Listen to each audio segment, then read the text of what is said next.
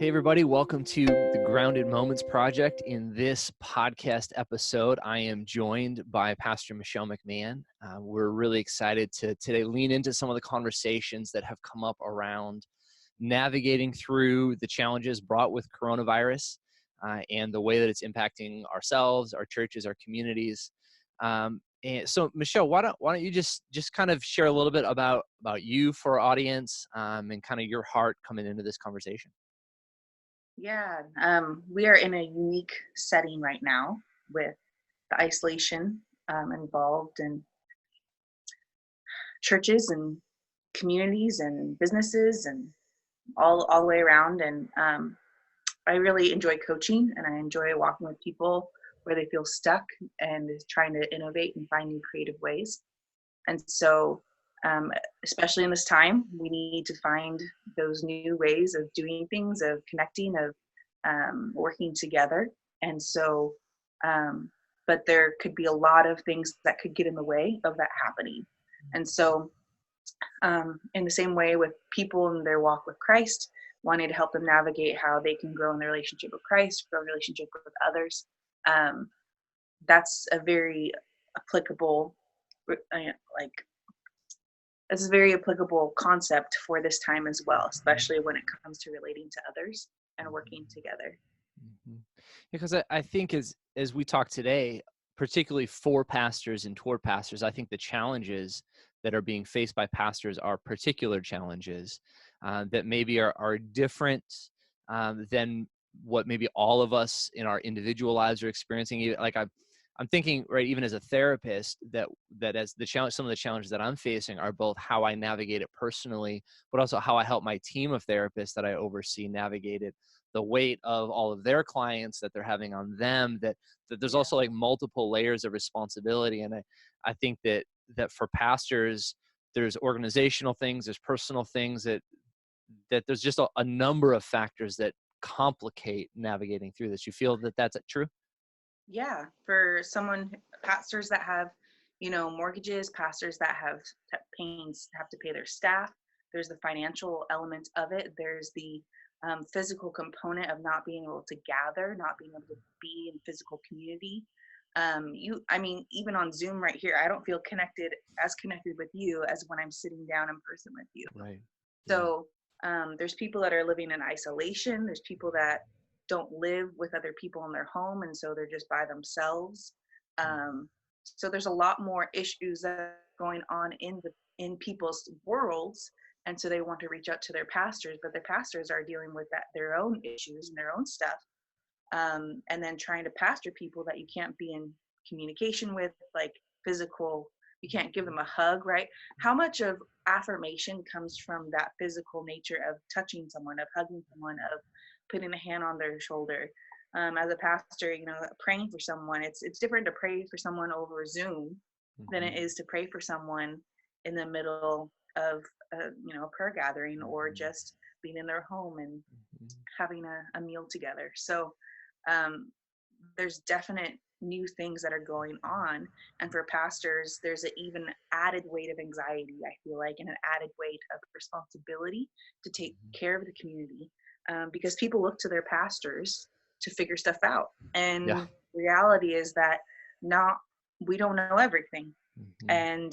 and trying to figure it out as we go. And so what I really care about is how do we equip pastors to equip their people so that we all can be the body of Christ and we all can use the giftings that we have. But really getting people together to rally together to do that is hard when you physically cannot be together. Mhm. Yeah. So I think that there is a unique challenge to pastors, even more than business owners, Mhm. um, as I work in business too. So I feel like it's definitely a unique time. What I think I'm so appreciative of the two layers that you've articulated, right? And I think in some ways this is different than probably I think for a lot of business owners that you're talking. There's both the logistical challenges of like structure is different, engagement is different, Hmm. how you do weekend gatherings is different, right? So the structure, the logistical side is different, but you're also hitting on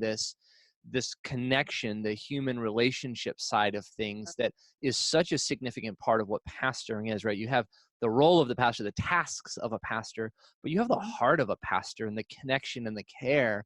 And so many of those things are really being challenged and complicated and are different. I think that's what you were even mentioning is, right, even as we're talking over Zoom, it is not the same as if we're sitting having a conversation together in person. Well, I mean, so people tend to feel really connected to you when you talk to them. People tend to feel really connected to me when I sit close to them or when I give them a hug or when I make a meal and I go, hey, let's just sit and eat this together in silence. Like, it's just Mhm. the actual being together communicates an aspect of love that is going to be difficult to replicate in this time, in this season.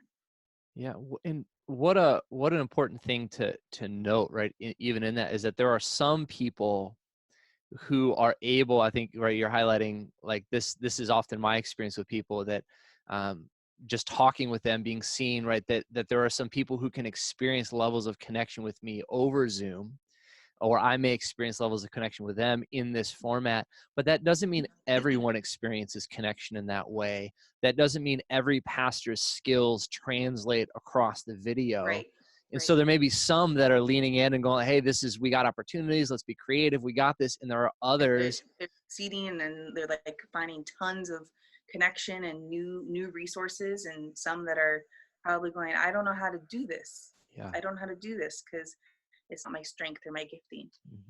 Yeah.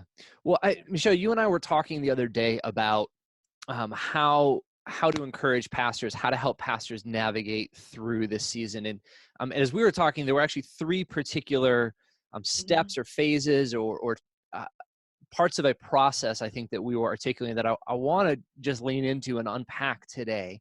That I think in moments when we are disoriented, being able to identify a path forward becomes really important so that we are grounded, so that our communities are grounded, so that we're able to be present with people.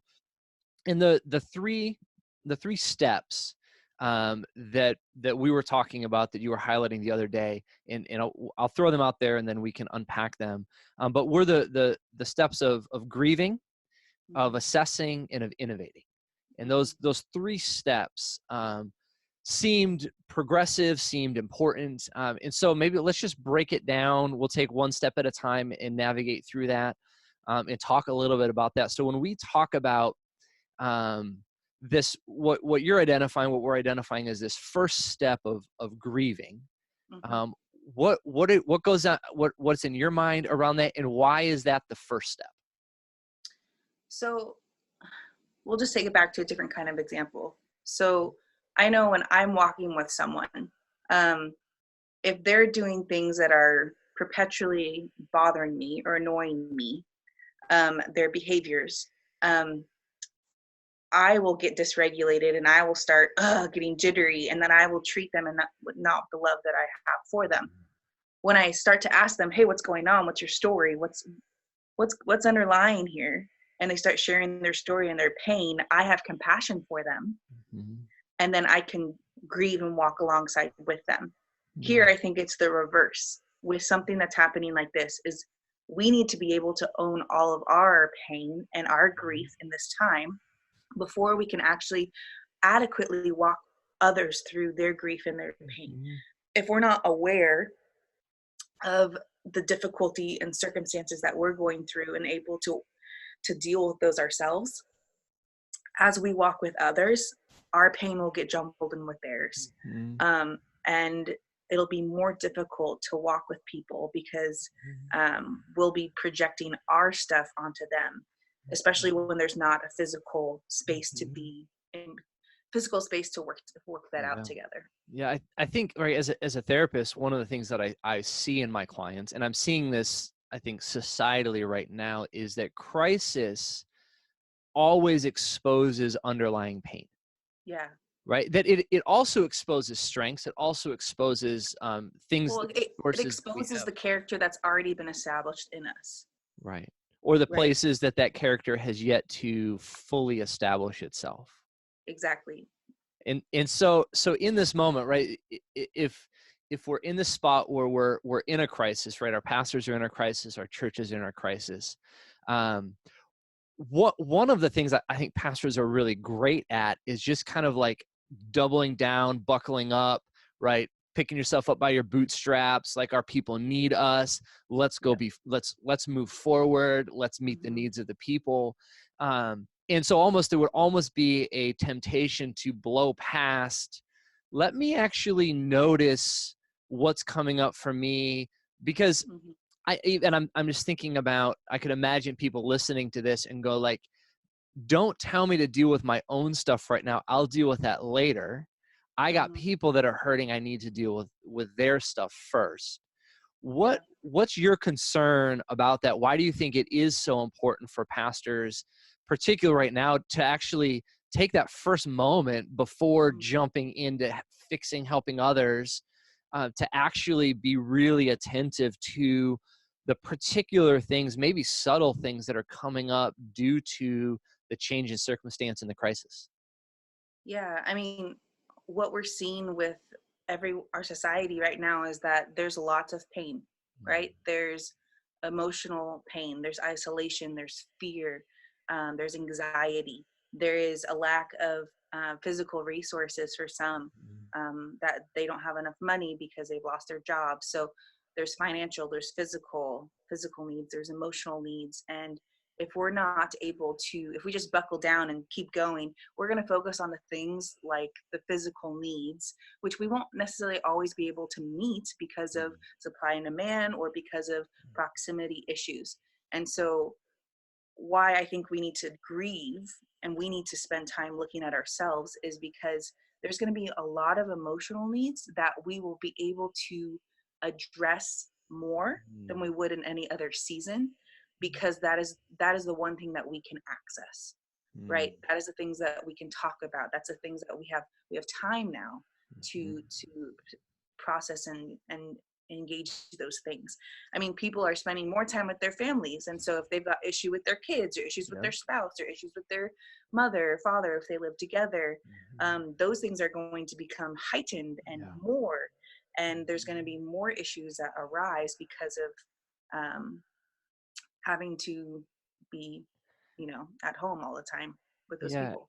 As you're saying that, I think what comes to my mind is almost the way that when we're attentive to the logistical, the practical, the needs being met, which we need to be attentive to, right? I Yeah. think that the church is in a place where we need to be stepping out and meeting people's needs.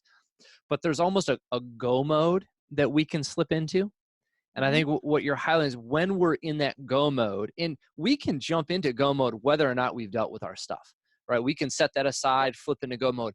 But when we're in go mode, when we're sitting with someone, talking with someone whose challenges are not the logistical go mode fix, but are Yes. the emotional, it's really hard to be present with someone Hmm. if we're in a reactive place.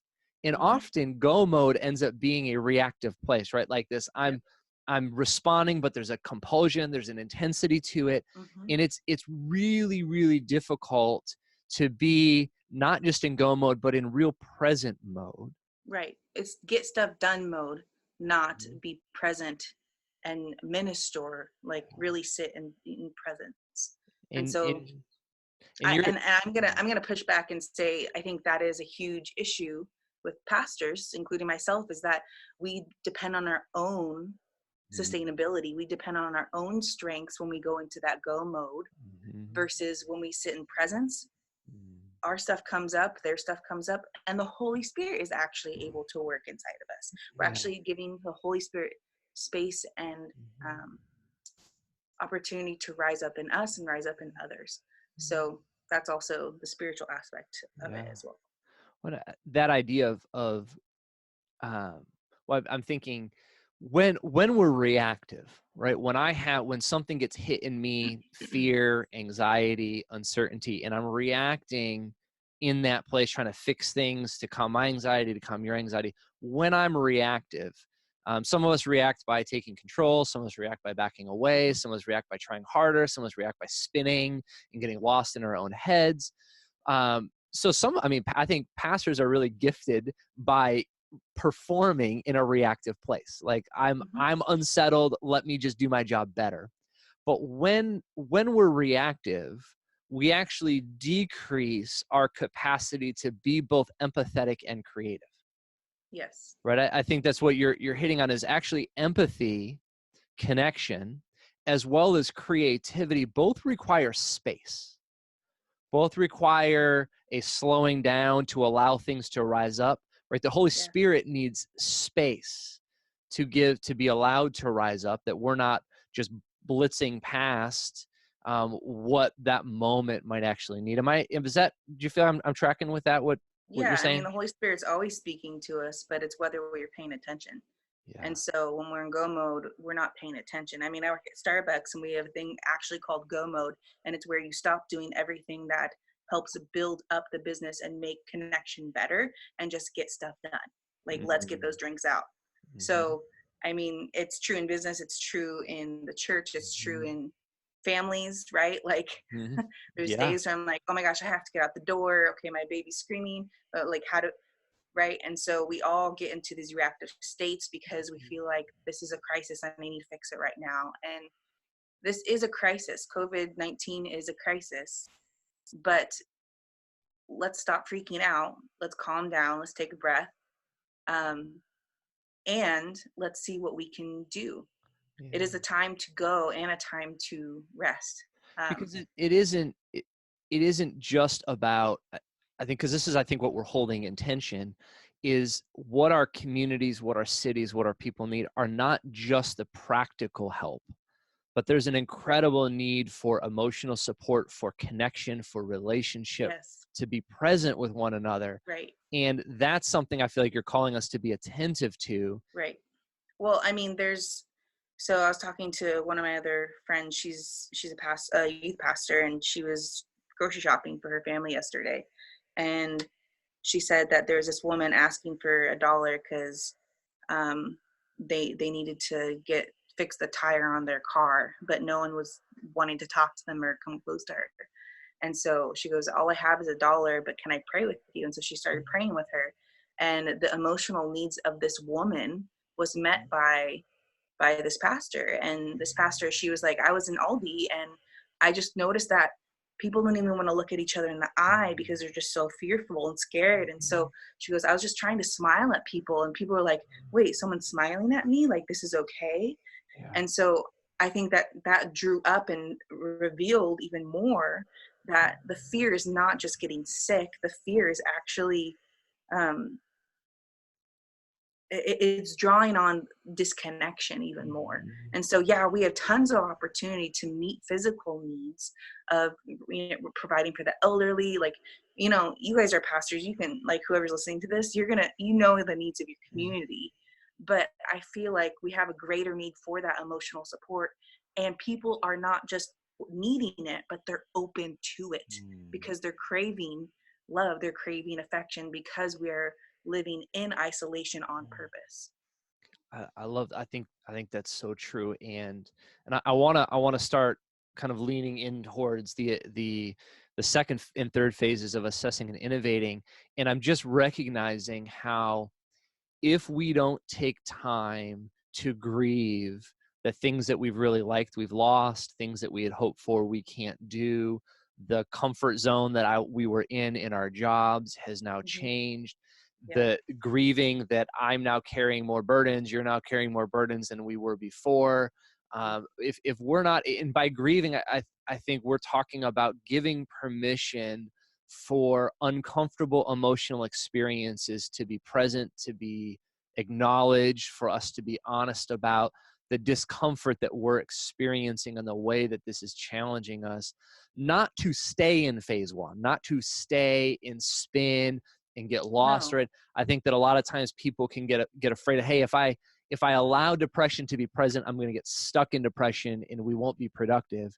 In what we're saying is it isn't about getting stuck there, but it's about acknowledging its existence, giving it permission to be there, that it is there anyways, and Yeah. that when we do that, it opens us up to be able to see and notice particularly on the human connection side of things, many things that we would miss if we don't take that time to assess ourselves and to Yeah. grieve and feel for ourselves. Yeah.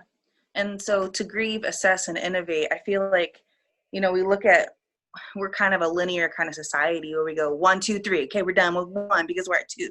We're done with 2 because we're at 3. But this is not how this kind of stuff works, and neither that is not how grief works either. Is that it's like a corkscrew that you like screw into the ground, right? Mm-hmm. And so each time you do a revolution, you're hitting the same exact spot, just a little bit deeper. And Mm-hmm. so as we innovate, as we create, and as we do new things, that we're going to have to realize, and we're like, oh my gosh, there's going to be more grieving because there's more reality like put in our faces, and we'll have to grieve again. And so this is a continual cycle, and Yeah. it's not a, this is how long you need to sit here, this is how long you need to sit Mm-hmm. here, this is how long you need to sit here. But being okay with that fluidity within your Yes. own self and in Yes. your communities of going, okay, you're grieving, okay, let's move us towards assessing, let's move us towards innovation, because that will perpetually bring us into the process more and more, and we'll get into it deeper, and then we'll grow together more. Yeah. So Yeah, it's these are never not, just they're not standalone steps, like step 1 done, now move. It's like they're almost like compounding, right? That we start with, let's do step 1, right. and then we move to a place where we're doing step 1 and step 2, Mm-hmm. and then we're moving to a place where we're doing step 1, step 2, and step 3, and they're all kind of Yeah. working together and intersecting. And actually, I think that we will undermine our capacity to do step 3 if we cut off the grieving process, or say, okay, I felt those feelings, I've put like, and now I'm done with that. Now we're just into innovation of going, well, yeah, when you try to innovate, things aren't going to go right. You're going to get stuck. And there's going to be a lot of places where that grief piece, the feeling of the experience, Mm-hmm. the knowledge, are going to come back up again. Yeah. Yeah. Yeah. So let's talk a little bit about assessing, right? So phase 1 is grieving, and now we're grieving and we're assessing. What are we assessing? How do we assess? Talk a little bit about that.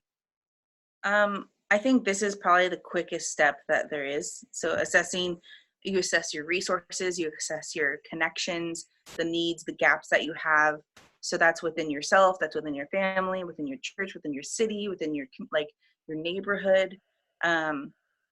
And I know you were saying you only carry how much you can, personally, because there's going to be tons of needs, tons of weights.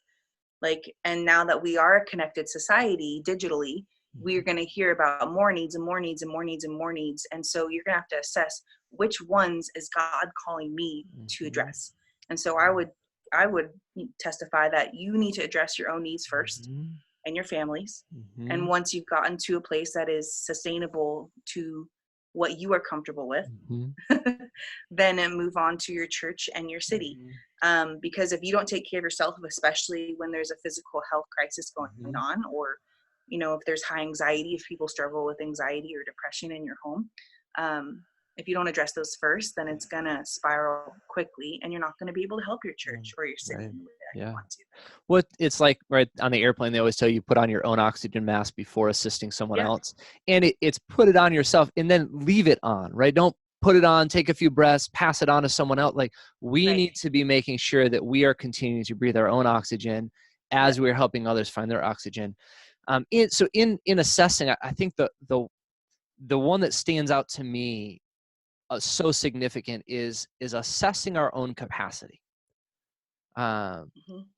Like, I think as pastors, as leaders in the community, our hearts for our people are huge. Right? I've never met a pastor who's like, yep, nope, don't really care, not really interested. They're just kind of like, no, the heart of a pastor is huge. And in moments of crisis, these are moments where I think it becomes clear that there are some moments where our hearts transcend our capacity. And that in these moments, there's the need to assess what is my capacity presently? What am I capable of? Michelle, you were mentioning just a minute ago, right? Every moment, every interaction with someone has an impact. It takes a toll. It carries a weight. And being able to assess and look at, like, how much weight can I handle in this moment? So one, we're assessing our capacity, and then we're also assessing, like, who else in the community could carry weight that they haven't been carrying before? Okay, so as we sit in this place of needing to take inventory, to assess where are the resources, where are the limitations, what's our capacity, who else is available. Michelle, talk a little bit about this third phase, which is, right, we're not stopping the experiencing of what we're feeling. We're not stopping constantly assessing and reassessing.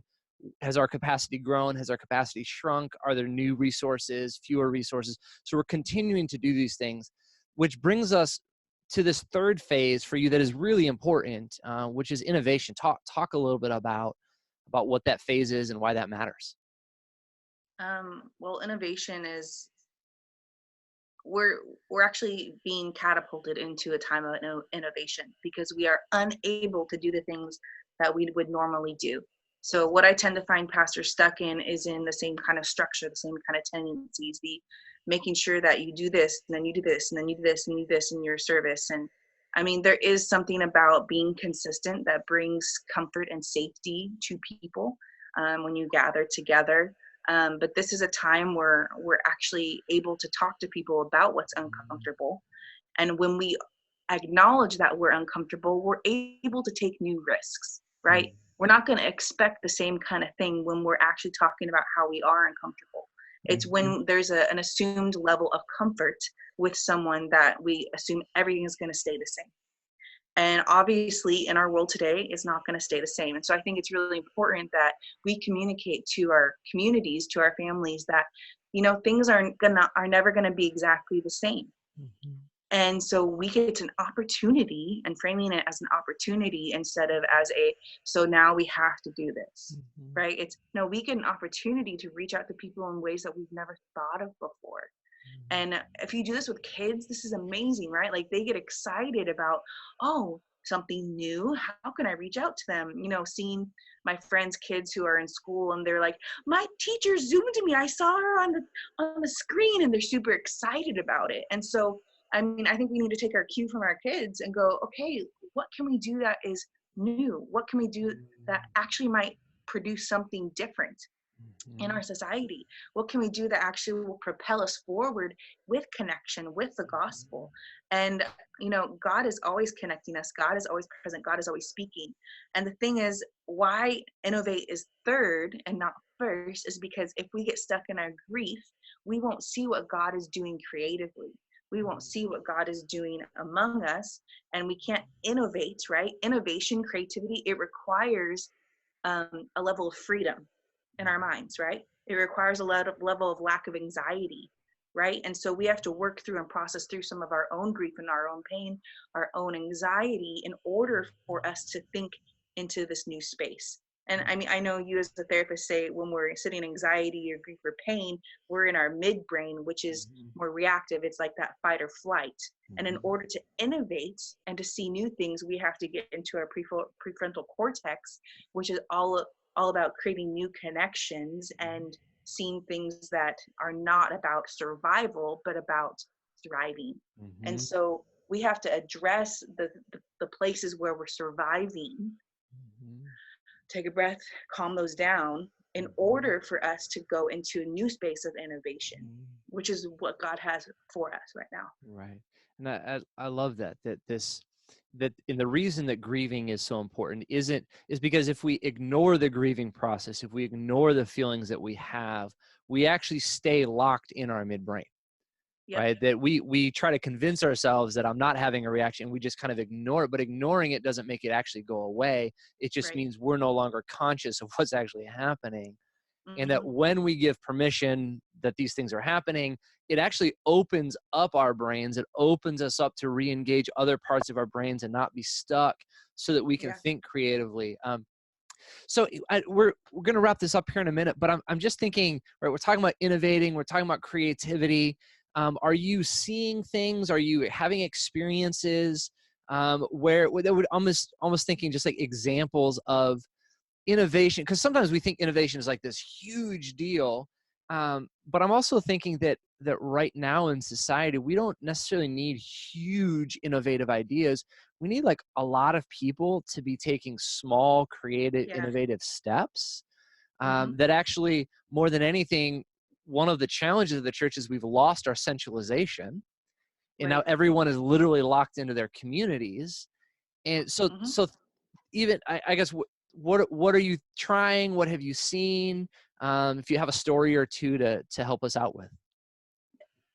I mean, the obvious is people meeting over Zoom, and I mean, we did charades over Zoom, and it was hard. It was definitely hard, but it worked.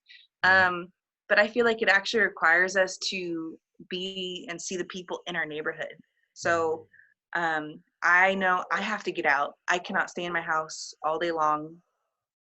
So I go on a walk with my dogs, go on a walk with my daughter around my neighborhood, and I've had actually quite a few middle school, high school kids in our neighborhood go, hey, like, as I'm walking out my door, like, hey, do you have any work? I want some, I need some food. And I'll work food, or hey, do you have something? And I'm like, oh my gosh, these kids. And there, I mean, there's opportunity, there's hot meal programs for lunch and stuff, but not for dinner, not for breakfast. And not And enough. not enough for the kids that are in need in our area. And so I'm just taking granola bars, things that I know are not gonna go bad, as I go on my walks, and just available to, and keep my eyes open. And we maintain our distance and whatnot, but at least like we can look at each other in the eye and we can go, hey, like, I see you. And there's a lot of elderly in our community too, and I'm like, if I put a sign in my front yard saying, hey, I have stuff available for you here, or I went on to the next door app and was like, I'm able to take someone groceries, and I'm like, some elderly people don't have a cell phone to get on the next door app or even know about it, that there's someone in their down the street that is able to help them. And they're isolated and they're scared that they're not going to go out of their houses. And so maybe it's writing a letter and putting it in people's mailboxes, be like, hey, I live in your block, if you need any help, call this phone number. So I feel like there's a lot of innovation, but we have to think outside of what is accessible to us in our generation and think about all of the generations and the needs that happen there. So those are just a few examples. Yeah, thanks for sharing that. And I mean, I just think this is going to be an ongoing conversation, right? Where Yeah. innovation requires experimenting, and it requires, right, trying new things, and not everything works out. It And doesn't all work, and it's fine. but I also think that in moments where we're trying to respond to crisis by being innovative, when things don't work, it can almost right. Yeah. It creates like, I'm failing to help my community. I'm doing, and I just want to speak into that and just acknowledge it. Yeah. This is why we need all three of these steps to be doing all together, that they're progressive, that they build, that they're compounding. Because if we just get into innovation and we forget that every moment we try something new, every risk that we take, every time we try to shift from this place that says, okay, I know I feel like my world has shrunk, I still have choices. I know that I feel like I've lost access. I can still make connections with people in wise ways, in appropriate ways, that I'm not as trapped as maybe it feels that I am. But we have to acknowledge those feelings, take a risk, then we assess, did it work, did it not work? And then we're going to have feelings about whether or not it worked. And we got to be able to be honest, incorporate all of those so that we can keep those creative, innovative juices flowing. Yeah. Well, you'll have the most feelings about them. I will always have the most feelings about this. Yes, of course. Not everyone has as many feelings as I have. I understand that, Michelle. I know. But we all have some. Yes. And no matter how many we have or how big they are, giving them permission to exist opens up our avenues for creativity, to move forward, for hope, for choices. Yes. Yeah. Any last words before we wrap this up? I would just encourage, I mean, every day there's things that are going to be changing. So I know assess, I said, should be the shortest one, but assess every day. What do you have at your disposal today? And how can that help you go about your day today? Yeah. And meet the needs of your community and yourself. Awesome. Well, thank you so much for being on this with me and us engaging in technology in this way. And Yeah. I think these conversations matter, and I'm sure we'll have more, and we'll do some more podcast episodes together as we move forward. So thanks for joining me. All those who watch, thanks for tuning in. I hope this has been encouraging to you. that you have a moment where you can find yourself a little bit more grounded, where you can think a little bit more creatively, and that we're all in this together, and we're trying to figure out how do we navigate through this. So keep it up, be kind to yourself, keep going. Take care.